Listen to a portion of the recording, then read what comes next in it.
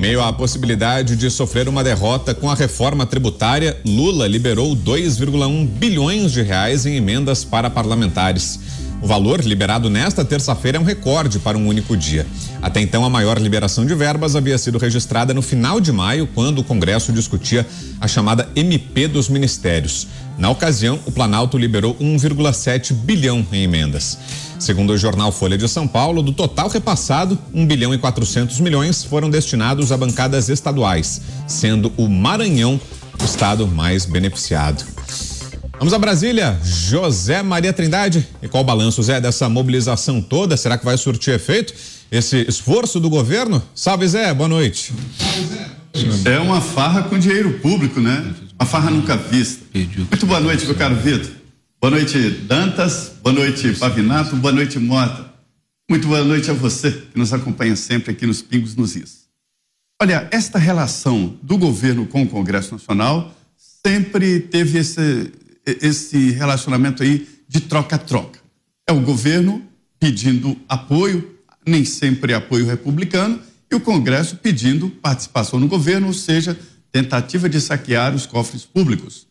As emendas parlamentares se transformaram em impositivas. As emendas agora são obrigatoriamente liberadas pelo governo, mas o governo é que determina a data. E mais ainda, excepcionalmente neste ano, o primeiro ano de uma legislatura, os deputados não apresentaram emendas no ano passado porque não tinham mandato. O Congresso foi renovado em 50%, não esqueçamos disso. E é exatamente aí que entra a negociação de Lula, a liberação gigante destas emendas parlamentares, ou seja, de recursos públicos, para ganhar apoio no Congresso Nacional. Isso já foi criticado desde lá atrás, da Constituinte, quando Roberto Cardoso Alves, ele cunhou aquela história do São Francisco, é dando que se recebe. Aí ele dizia para os parlamentares no plenário, é dando apoio ao governo que se recebe dinheiro, que se recebe emendas, que se recebe cargos no governo. Isso ficou firme no Congresso Nacional de que a relação é sempre uma relação abusiva. Não precisa mais ser assim. O Congresso cresceu e ganhou uma autonomia muito forte na execução orçamentária. Tem uma parte importante do orçamento à sua disposição. E isso também é danoso porque pulveriza o orçamento da União. O Congresso tem mais de 60 bilhões de reais. Um parlamentar, do início ao fim do seu mandato, em 4 anos, ele movimenta muito dinheiro, muito dinheiro. Cada parlamentar é 4 bilhões de reais. Essa é uma função do executivo de executar, ou seja, de definir para onde vai. Se os recursos são pulverizados, vai uma emendinha para um município, vai para outra e vai para outra, o governo não pode investir em infraestrutura, não pode investir em obras grandes, que é a função do governo federal. E mais, quando um parlamentar mineiro manda recursos para o Maranhão, é suspeito, é muito suspeito. Porque junto com a emenda vai a construtora e vem ali uma vantagem para o parlamentar que fez essa esquisitice. O mineiro manda emenda para outro estado manda emendas para Minas Gerais. Então, tudo isso é negociado nessa coisa vergonhosa aí, chamada de oração do São Francisco, que é o toma lá da cá, que é o dando que se recebe. Agora, o governo está liberando recursos, senhores, é para aprovar a mudança no CARF, que dá uma arrecadação extra de 50 bilhões de reais, e para aprovar o novo marco fiscal, que é o novo teto de gastos, o arcabouço fiscal. O presidente Lula só interessa nesses 2 pontos. Hoje o presidente da Câmara disse com todas as letras, reforma tributária não é uma disputa entre governo e oposição, e não é mesmo.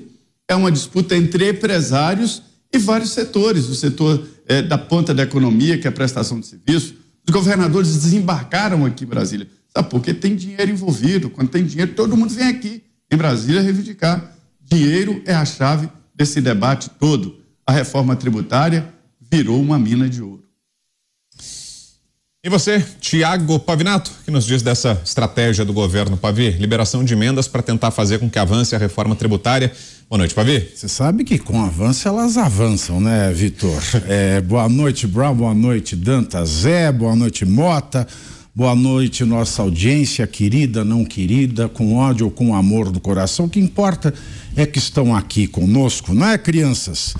Eu já falei ontem que esse método que antigamente poderia parecer corrupção, poderia afrontar o decoro, mas desde que o decoro foi revogado, e isso virou uma tática comum, né? Virou uma ferramenta do presidencialismo de coalizão que nós vivemos aqui no Brasil, da maneira que está sendo praticada pelo presidente Lula, ou seja, às vésperas ou na data de votações importantes, isso virou para mim o freelanção. Antes a gente tinha os mensaleiros, hoje nós temos os freelanceiros, né? Que são os freelancers. São aqueles que recebem a emenda por demanda. Mas o que me preocupa nisso aí, né? Esse recorde de liberação de emendas no único dia, não é nem tanto isso. O que me preocupa é que isso seja um espelho, é que isso seja um prenúncio, é que isso seja um aviso, ou seja, uma tragédia anunciada do que vai se dar no campo da economia brasileira se aprovada for a PEC da reforma tributária. Explico. Se a questão do Conselho Federal que vai receber e repartir aquele imposto, o IBS, né, que é a forma dúplice do imposto que deveria ser único para o consumo, só no Brasil essas jabuticabas, o imposto único dividido em 2. Então, se esse Conselho Federal que vai receber o IBS, o Imposto sobre Bens e Serviços, que antes ficavam direto nos cofres dos estados e dos municípios, eu fico me perguntando aqui, será que a dinâmica de liberação dos recursos que são recolhidos sob a insígnia desse novo imposto que se quer colocar, que é o IBS, eles vão ser repartidos, vão ser devolvidos, vão ser entregues a estados e municípios nessas condições? Será que não vai se exigir de governadores e de prefeitos alinhamento ao governo federal? Por quê? Nós não sabemos como será composto este Conselho Federal. Nós não sabemos se vai ter mandato, se vai ter autonomia. E se tiver autonomia, nós vemos que este governo federal não é muito de respeitar a autonomia. Vide o que acontece no Banco Central, na figura do seu atual presidente, o Roberto Campos Neto. Será que prefeitos e governadores vão se tornar meros interventores federais, de modo que a população ela fique ciente de que para ela ter serviços básicos ali onde ela mora, no estado onde ela vive, é melhor ela eleger pessoas alinhadas a quem está no governo federal? Será que isso já não vai ter o condão de influenciar nas eleições do próximo ano? Muito embora o período de adaptação para as regras que vão surgir com esta PEC, a PEC Sérgio Naia da reforma tributária, elas vão começar a funcionar, elas vão começar a transicionar com as regras atuais só em 2026. Será que isso não é, além, é claro, da clara, patente, inconstitucional e indecente demolição do pacto federativo por um pacto com um tinhoso que a gente não sabe quem é? Será que esta forma de jogo do governo federal para entregar aos parlamentares o que lhes é de direito, as emendas, não vai se repetir com a devolução e a repartição do bolo do imposto sobre bens e serviços, se começar, Deus queira que não comece, esse Conselho Federal? Você, Cláudio Dantas, que acha desse expediente adotado, Dantas? Faz parte do jogo ou não? É jogar fora das 4 linhas, como dizia o ex-presidente Jair Bolsonaro? Que acha, Dantas? Boa noite. Boa noite, Brown. Boa noite, Zé Maria. Boa noite, Mota. Boa noite, Pavinato. E boa noite especial à nossa audiência sempre presente. O expediente, né? Olha, Brown, esse expediente é complicado. Em relação às 4 linhas também. Por quê? Porque, na verdade, essas 4 linhas, eles mesmos é que desenham. Então é só desenhar as 4 linhas um pouco mais abertas que eles podem avançar um pouquinho mais. É isso que tem acontecido para diversos outros temas que nos são sensíveis, que nos são caros, né? A sociedade de maneira geral. Essa questão da reforma tributária, ela é muito curiosa. Por quê? Porque esse governo é um governo que diz que governa para os pobres, para o trabalhador. E em vez de aprovar uma reforma tributária que tribute, que taxe de forma até progressiva a renda, o patrimônio, que é aquilo que diferencia ricos e pobres, não, vai lá e taxa o consumo. Então, e de forma igual, assim, para todos. Então, o que você está fazendo, essa grande preocupação, e vamos aí unificar. Uma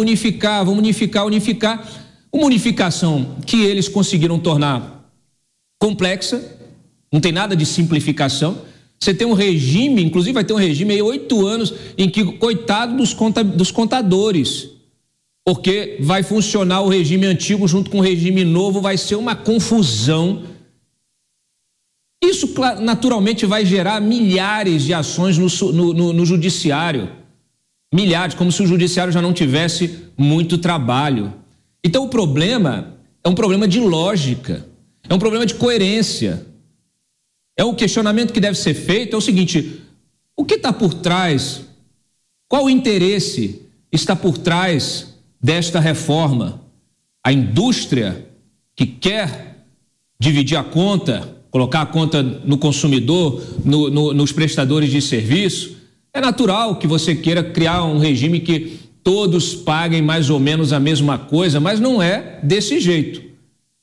E aí é muito curioso, porque assim, você pegou um texto que já era ruim e conseguiu piorar. O que o Aguinaldo Ribeiro fez foi piorar esse texto, junto com a ajuda, né, de várias lideranças partidárias que criaram algumas questões ideológicas, já mencionamos outro dia, e esses conselhos, que nada mais são do que sovietes, são esses conselhos que estão, vamos dizer assim, adiando a votação. É como se fosse o bode na sala. Você cria um problemaço ali, que no final das contas eles já sabem que vai ser retirado, e aí retira-se esse bode da sala e aprova-se aquilo que se queria. Isso é uma velha estratégia da política, velhíssima, carcomida. O problema dessa reforma tributária é que ela não resolve o problema do cidadão. Muito pelo contrário, ela tende justamente a pesar a carga em cima do consumidor no momento em que você precisa, até para melhorar a economia, estimular o consumo. Então, falta coerência nesta reforma, falta coerência. Eu vejo vários técnicos, pessoal do IPE, converso com o pessoal lá que ajudou muito, fez estudos, tem várias coisas, vários aspectos importantes desta reforma, que acaba sendo muito complexa. Aspectos, aliás, que poderiam ser tratados de várias maneiras, com leis ordinárias, com resoluções, e não com reforma, com emenda constitucional. Não faz sentido você emendar a Constituição para tratar disso. Como disse bem o Caiado, guerra fiscal, que aconteça a guerra fiscal. Aliás, você já tem decisões do Judiciário, decisões do Supremo, regulando a questão do ICMS, por exemplo. O problema é que muitos governadores não cumprem a lei. Se o Judiciário atuasse contra esses governadores, estava tudo certo. E é muito curioso porque eu estou vendo a preocupação de vários desses governadores eu vou perder aqui arrecadação, etc. e tal. Nós tivemos em anos recentes os estados com superávit. E aí sabe o que esses governadores fizeram? E os prefeitos fizeram? Aumentaram os seus próprios salários, criando um efeito cascata também em toda a burocracia estatal. É assim que eles usam o dinheiro do trabalhador, para se beneficiar. Essa é a farra, esse é o espírito da Ilha da Fantasia. Você, Roberto Mota, que nos diz, Mota, dessa abertura dos cofres, dos caixas do governo, dos cofres públicos para o pagamento de emendas na tentativa de emplacar a reforma tributária. Boa noite, Mota. Boa noite, Brown. Boa noite, meus colegas. Boa noite, nossa audiência. Caro espectador, conte para mim qual é o preço da sua liberdade. Quanto custa o nosso futuro? Quanto dinheiro é preciso para convencer parlamentares a aprovar um projeto que tem um impacto terrível sobre a economia? 2 bilhões de reais? É isso que custa uma Venezuela? Sobre a chamada reforma tributária, vale a pena ouvir o que disse o governador Ronaldo Caiado.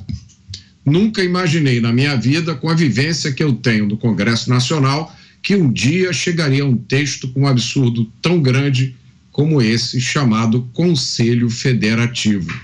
Isso é coisa de venezuelano.